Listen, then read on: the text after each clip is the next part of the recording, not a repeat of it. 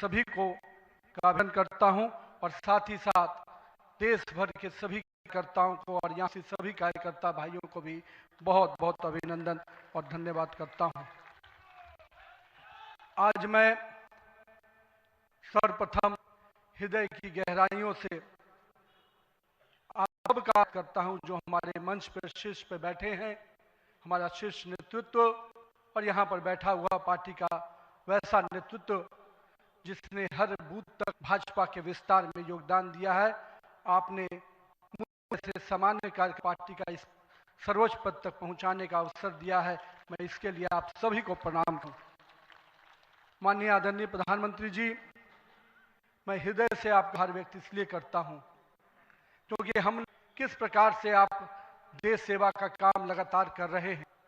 हमने हमेशा देखा कि जब पहली बार मैं गुजरात के आनंद में आपके साथ एक कार्यक्रम में शिरकत किया था, मुझे याद है मैं उस समय राष्ट्रीय मंत्री था और मैंने कहा जब आपको उस समय सद्भावना के काम कार्यक्रम में एक एक व्यक्ति को सुनते देखा और कार्यक्रम की समाप्ति के बाद आपने अपना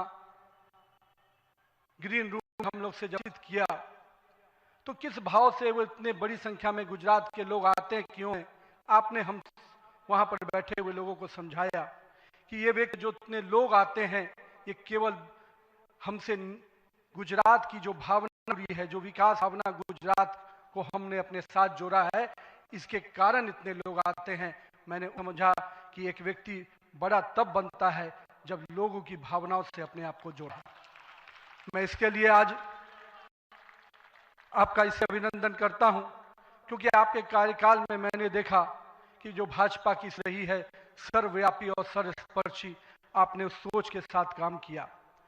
आप जो मूल मंत्र दिया सबका साथ, सबका विकास, सबका प्रयास, आज देश का हर पूरा जनमानस उसके साथ आपको जोड़कर देख रहा है। मैं आज इस अवसर पर पुनः पूरे आदर और सम्मान के साथ अपने निवर्तमान अध्यक्ष जेपी नड्डा जी का अभिनंदन करता हूं, इसलिए कि पिछले कार्यकाल में मैंने देखा कि किस प्रकार से संगठन को आपने भूतपूर्व रूप से विस्तार खुद करते हुए, साथ ही साथ कार्यकर्ता आधारित कैसे राजनीति हो वो आपने बढ़ाया। और अभी बहुत बड़ी बात हम लोगों सब लोगों ने देखा, जिस कोरोना कालखंड में एक एक व्यक्ति अपने घर के अंदर महफूज था, उस समय सेवा के उस सेवा की संस्कृति को आपने जिस प्रकार से समाज में भाजपा कार्यकर्ताओं से आह्वान किया कि आइए आगे बढ़िए और सेवा के भाव से इस देश में कोरोना कालखंड में लोगों की कीजिए, पूरा संगठन आपके साथ खड़ा रहा। माननीय प्रधानमंत्री जी का जो निर्देश था उसको आपने जिस तरीके से लागू किया वो हम सब कार्यकर्ताओं के लिए अनुकरणीय हुआ। और मैं इसलिए उस समय को याद करता हूं कि जब विपक्ष के घर में दुबके थे और भाजपा कार्यकर्ता हर काल कोरोना के पीड़ितों की सेवा में लगा, वो कहीं ना कहीं माननीय प्रधानमंत्री जी का यशस्वी नेतृत्व था, आपका मार्गदर्शन था, तभी हम कालखंड से उस आपदा से निकलकर बाहर आ पाए। मैं आज इस अवसर पर पार्टी के अपने पूर्व के सभी राष्ट्रीय अध्यक्ष को स्मरण करता हूं और हमारे कई राष्ट्रीय अध्यक्ष जो यहाँ पर बैठे हैं, मैं उन राष्ट्रीय अध्यक्षों को इस अवसर पे बहुत अभिनंदन करता हूं और साथ ही साथ उन सबको स्मरण करते हुए उनका आभार व्यक्त करता हूं कि उन्होंने पार्टी को इस मुकाम तक पहुंचाने में बहुत बड़ा योगदान दिया। मैं आज नमन करता हूं उन लाखों कार्यकर्ताओं को जिन्होंने पार्टी का संगठन, राष्ट्रवाद के विचार और भारत माता की मान बढ़ी अपना जीवन न्यौछावर किया। आज उनकी तपस्या और त्याग ही है का परिचय कि आज पार्टी इस ऊंचाई तक पहुंच पाई है। मैं उस भूमि से आता हूं, महात्मा बुद्ध, महावीर, चाणक्य, सम्राट अशोक, आर्यभट्ट, गुरु गोविंद सिंह, जेपी, राजेंद्र और जननायक कर्पूरी ठाकुर की वो भूमि को भी मैं नमन करता हूं, उस पाटलिपुत्रा की भूमि को भी नमन करता हूं।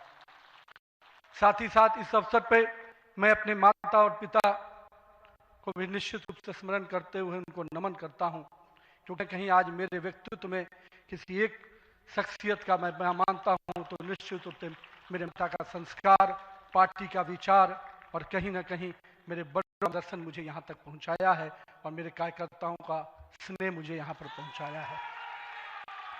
आज के दिन मैं अपने क्षेत्र की जनता को भी प्रणाम करता हूँ, जिसने मुझे एक विधायक के रूप में चुना जरूर, पर संगठन ने मुझे जिस प्रकार करने का काम, आज मैं इसी कारण से उस जनता के आशीर्वाद और पार्टी के मार्गदर्शन के कारण यहाँ तक पहुँच पाया हूँ। आज का क्षण मेरे लिए संकल्प का क्षण है। आज सिर्फ एक पद को धारण नहीं कर रहा हूँ, मैं पार्टी के इस विचार को, पटनाओं को, एक राष्ट्रवादी आंदोलन की जिम्मेदारी को स्वीकार, और मैं इस अवसर पर साथ अपने सभी वरिष्ठ कार्यकर्ताओं को भी प्रणाम करता हूँ। हम लोगों ने देखा है श्यामा प्रसाद मुखर्जी जी का प्रखर राष्ट्रवाद किस प्रकार से हर कार्यकर्ताओं के मन में बसा हुआ है। पंडित दीनदयाल जी के उपाध्याय के अंत्योदय और माननीय स्वर्गीय अपने सदैव भारत रत्न अटल बिहारी वाजपेयी जी का सुशासन की राजनीति, आज माननीय प्रधानमंत्री जी उसको आत्म से हुए विकसित भारत की परिकल्पना हम सबके सामने रखी है, और आज 140 करोड़ भारतीय अपने आप को इस विकसित भारत के सपने के साथ जोड़कर देश को आगे बढ़ाने में लगा। मैं इसके लिए तहे दिल से माननीय प्रधानमंत्री का आभार व्यक्त करता हूँ। अभी माननीय प्रधानमंत्री जी अपने संबोधन में बता रहे थे कि किस प्रकार से अंत्योदय के नाव को उन्होंने नीचे उतारा है। जल जीवन मिशन ही नहीं, हम महिलाओं को 11 करोड़ शौचालय की योजना को भी याद करना चाहेंगे। किस प्रकार से महिलाओं का सम्मान बढ़ा, 4 करोड़ लोगों को पक्के मकान मिले, 42 लोगों को आयुष्मान भारत, 56 करोड़ लोगों के जनधन खाते खुले। आज भी याद है जब जनधन खाता खोलने की बात हो रही थी तो कई लोग में, जब हम भाजपा के लोग इसको आगे बढ़ा रहे थे तो लोग हमारा मजाक उड़ा रहे थे, पर मैं आज भी मानता हूं गरीब के खाते में अगर 1 रुपया से चलता है तो 1 रुपया अगर गरीब के खाते में पहुंच पाता है तो ये कहीं उस जनधन खाते का वरदान के रूप में मैं देखता हूं। मैं आज के दिन माननीय प्रधानमंत्री जी के इस सब के साथ और विकास के इस नारे को फलीभूत होता देख रहा हूं। हम लोगों ने ऐसे कुछ नारे को भाजपा के कार्यकर्ता, हमारे जनसंकाल के कार्यकर्ता थे, रामलल्ला हम आएंगे मंदिर वहीं बनाएंगे, जहाँ वो कश्मीर हमारा है, एक देश में 2 विधान, 2 प्रधान, 2 निशान। साथियों, आज भाजपा के कार्यकर्ताओं ने वो का देखा जब अयोध्या का भव्य राम मंदिर का मार्ग प्रशस्त हुआ। जम्मू कश्मीर की जनता ने 370 धारा से मुक्ति का दौर देखा, शांति व राष्ट्रवाद की विचारें और मजबूत हो रही हैं। मुझे याद है अब वो समय जब हम लोग आज श्रीनगर के लाल पर तिरंगा लहराते देखते हैं तो गर्व की अनुभूति होती है। हमने वो दौर भी देखा था जब पाकिस्तान के झंडे लहरा रहे थे और दिल्ली की सरकार बैठकर मौन थी उस समय, क्योंकि वो समय हम लोगों ने युवा मोर्चा के कालखंड में काम करने का जब मौका मिला था तो हमने देखा था उस समय जब माननीय प्रधानमंत्री जी उस कालखंड से 370 को समाप्ति की तो कहीं ना कहीं पूरे कश्मीर की फिजा बदली है, और आज कश्मीर का लाल चौक तिरंगे से लहराया नहाया नजर आता है। ये परिवर्तन हमारे देश में आया है। सब हम भारतीय जनता पार्टी के उस समान राजनीतिक दल नहीं, इसके लिए हम काम करते हैं, हम उस विचार के साथ काम करते हैं जिससे हम राजनीतिक अभिव्यक्ति के साथ साथ उस नारे के साथ काम करते हैं जहां राष्ट्र प्रथम के नारे, नेशन फर्स्ट, पार्टी नेक्स्ट और सेल्फ लास्ट, ये प्रधानमंत्री जी ने इस नारे के साथ हम लोग को जोड़ा है, हमारे नेतृत्व ने हमें जोड़ा है, और हम सब के लिए ये प्राथमिकता होनी चाहिए कि हम राष्ट्र के आगे रही अपने कामों को आगे बढ़ाएं। साथियों, हम अपने नेतृत्व के संघर्ष और बलिदान से सीखने की आवश्यकता है। ये हम वैसे राजनीतिक दल के लोग हैं जहां राजनीतिक सत्ता नहीं साधना है, राजनीतिक भोग नाग है, राजनीतिक ऐशो आराम नहीं तपस्या है, राजनीतिक कोई पदभार नहीं उत्तर है। तो आइए हम सब कार्यकर्ता इस संकल्प के साथ अपने नेतृत्वकर्ता के इस और पुरुषार्थ के साथ अपने आप को जोड़े। मेरे प्रिय कार्यकर्ता साथियों, यदि भाजपा आज विश्व की सबसे बड़ी राजनीतिक दल है तो इसका मुख्य कारण हमारा प्रेरणादायी नेतृत्व है, हमारा विचारा है और हमारे लाखों कार्यकर्ताओं का मेहनत है। वो कार्यकर्ता जो बिना फोकस में अनवरत काम करता है, वो कार्यकर्ता जो कठिन से कठिन परिस्थिति में भी भारत ध्वज झुकने नहीं देता, वो कार्यकर्ता जो सीना ठोक के कहता है तेरा वैभव अमर रहे मां, हम दिन चार रहे न रहे। आइए इस भारत की कल्पना को जो प्रधानमंत्री नरेंद्र मोदी के नेतृत्व में लगातार हम आगे बढ़ रहे हैं, आज हम भी परिकल्पना के साथ अपने आप को जोड़ें। हमारे नेताओं कार्यकर्ताओं का परिश्रम ही है जो आज हम यहाँ तक पहुँचे हैं। लेकिन वर्तमान पीढ़ी को भी अपने ही त्याग, तपस्या और पुरुषार्थ करना होगा, क्योंकि विकसित भारत के संकल्प को सिद्धि तक पहुंचाना है। एक ऐसा भारत जहां समृद्ध भी हो, सशक्त भी हो, समरस भी हो, आत्मनिर्भर भी हो, तो हमारे कालखंड के कार्यकर्ताओं को भी अपने हिस्से का पुरुषार्थ, त्याग और तपस्या करना पड़ेगा। साथियों, हमारे प्रधानमंत्री जी ने हमेशा अलग अलग बात की। अमृत काल के लिए 4 समूह की जो बात की, उसमें युवा, महिला, किसान और हमें अब इन नई पहचानों के साथ आगे बढ़ना है, तभी हम आधुनिक प्रगतिशील विकसित भारत की कल्पना को साकार कर पाएंगे। आज अगस्त 2024 के दिन जब माननीय प्रधानमंत्री जी ने आज भी उसकी चर्चा की, और 15 अगस्त 2024 को जब लाल किले की प्राचीर से माननीय प्रधानमंत्री जी ने युवाओं को सारा जीवन में आने का आह्वान किया, तो मैं देश के युवाओं से कहना चाहूंगा, राजनीति से दूरी समाधान नहीं, सक्रिय भागीदारी ही समाधान है। आइए एक सकारात्मक राजनीति के लिए युवाओं को आगे आने की आवश्यकता है। लेकिन साथ में युवा साथियों से कहूंगा, मेरे भाइयों, राजनीति शौक ही है, राजनीति 100 मीटर का रेस नहीं है, राजनीति लॉन्ग मैराथन है, स्पीड का नहीं, स्टेमिना का टेस्ट होगा। तो आइए राजनीति के इस पिच पर अपनी जड़ों को मजबूत कर कर काम करें। और भारतीय जनता पार्टी का वर्क तो बहुत स्ट्रांग होता है मित्रों, इसलिए आप अपने बूथ में निरंतर रूप से काम करते रहिए, अपने मंडल काम करते रहिए। भाजपा का वॉच टावर, भाजपा का केंद्रीय नेतृत्व इतना मजबूती हर पारी से नजर रखता है, कहीं ना कहीं आपको भी उसमें पहुंचाएगा। साथियों, आज जब भारतीय जनता पार्टी के नेता माननीय प्रधानमंत्री जी अभी हम सबको बता रहे थे कि किस प्रकार से पार्लियामेंट तक का सफर के लिए हर एक कार्यकर्ता लगे, हम आज इस अवसर पर केरल, महाराष्ट्र, गोवा और अरुणाचल प्रदेश के स्थानीय निकायों में हुई शानदार के लिए अपने सभी कार्यकर्ताओं को और उस क्षेत्र की जनता का भी आभार व्यक्त करते हैं। लेकिन मित्र, अगर पंचायत से पार्लियामेंट का सफर तय करना है और लगातार हर जगह पर भारतीय जनता पार्टी का परचम लहराना है, तो हमको अपने समय के लिए पूरा मेहनत परिश्रम की पराकाष्ठा करनी होगी। क्योंकि अगर 2047 का विकसित भारत बनाना है, तो हम अपने पूरे मेहनत और परिश्रम के साथ उसमें जुड़ना होगा। साल में हमने देखा किस प्रकार से तमिलनाडु की एक पहाड़ी के पवित्र कार्तिकेय दीपम को का प्रयास विपक्षी दलों के द्वारा किया गया। यह नहीं है किसी रोकने के लिए विपक्ष के लोग साजिश नहीं की।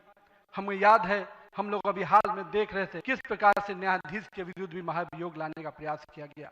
आज हम जब की बात करते हैं और स्वाभिमान पर्व मनाने की प्रयास करते हैं, तो विपक्षी दलों को तकलीफ होती है।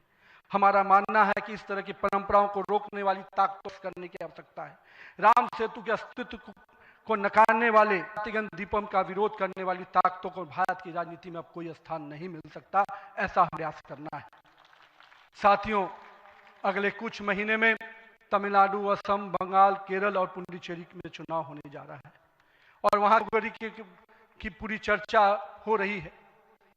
किस प्रकार बदले हुए डेमोग्राफी में वहां चीजें बदल रही हैं, और हमारे लिए आप में एक चुनौती है। लेकिन हम पूरी तरह से आश्वस्त हैं कि भाजपा का कार्यकर्ता अपने संघर्ष और परिश्रम के बल पर इन 5 राज्यों में सशक्त भारत का नेतृत्व प्रदान करने जाएगा। और हम हमेशा विश्वास करते हैं कि अपनी आस्थाओं के केंद्र के लिए और सनातन परंपराओं को केंद्र को बचाने की लड़ाई अगर लड़नी है, निश्चित रूप से अपने देश को सुरक्षित रखने की लड़ाई लड़नी है, तो इन 5 राज्यों में हमें एक मजबूत ताकत बन के आना है। आज हमारे राष्ट्रीय चेतना का उद्घोष का समय वंदे मातरम का 150वीं वर्षगांठ मना रहे हैं। वंदे का स्मरण आते ही मन में ऊर्जा उत्साह बढ़ जाता है। हमें पूरा ध्यान में है कि एक व्यक्ति जब वंदे मातरम का जय घोष करता है, तो उसके अंदर से जो ऊर्जा है, वही ऊर्जा इस देश को आगे बढ़ाने में काम आती है। तो आइए हम सबको मिलकर 150वीं वर्षगांठ को हर जन जन तक पहुंचाएं, हर युवा तक पहुंचाएं, महिला तक पहुंचाएं, क्योंकि वंदे मातरम हमारे अंदर का वो विश्वास है जो इस देश के साथ जुड़ेगा। सत्ता को माध्यम बनाते हुए माननीय प्रधानमंत्री जी ने पिछले 25 वर्षों में जिस प्रकार से सरकार के मुखिया के रूप में गुजरात में और अब देश के प्रधानमंत्री में भारत के विकास में लगातार आप काम कर रहे हैं। निश्चित रूप से आपका दायी नेतृत्व हम जैसे नए कार्यकर्ताओं के लिए, हम जैसे पार्टी के कार्यकर्ताओं के लिए एक मापदंड है जिसको हम निश्चित रूप से आपसे सीखते हैं। और मैं तो कहूँगा कि जिस सुशासन को मॉडल को आपने पूरे विश्व में स्थापित किया है, अन्य सभी राज्य सरकारों को भी उस मॉडल के साथ काम करना चाहिए, तब विकास के सही मापदंड को अंतिम व्यक्ति तक पहुंचा पाएंगे। आइए हम सब मिलकर विकास के संकल्प को पूरा करने की भागीदारी सुनिश्चित करें। एक शक्तिशाली गतिमान के साथ राष्ट्र निर्माण की इस यात्रा को नई ऊंचाइयों तक लेके चले। भारत माता की जय, वंदे मातरम।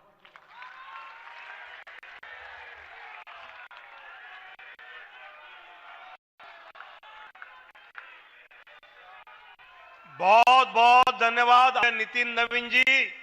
आपके प्रेरणादायी शब्दों से पूरे देश भारतीय जनता पार्टी का कार्यकर्ता आप शब्दों पे चलेगा, ये विश्वास है।